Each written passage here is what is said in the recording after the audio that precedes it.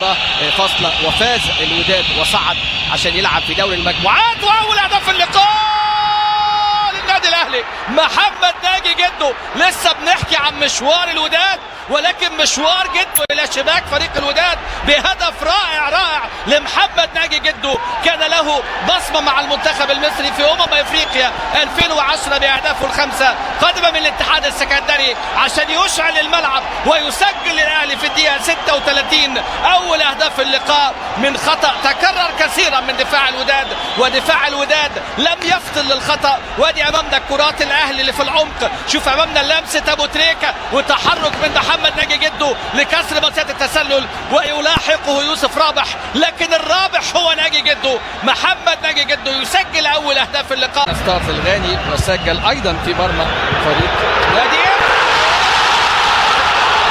التعادل هنا في هذه اللقطه. هدف التعادل لفريق نادي عن طريق اللاعب عبد الرحيم بنكجان. هدف التعادل في بدايه الشوط الثاني. ادي امامنا الكره الثابته، كره ملعوبه واستغلال للكرات الثابته، ويسجل عبد الرحيم بنكجان هدف التعادل لفريق نادي الوداد في هذه اللحظات. 1-1. هذه دي كاستان.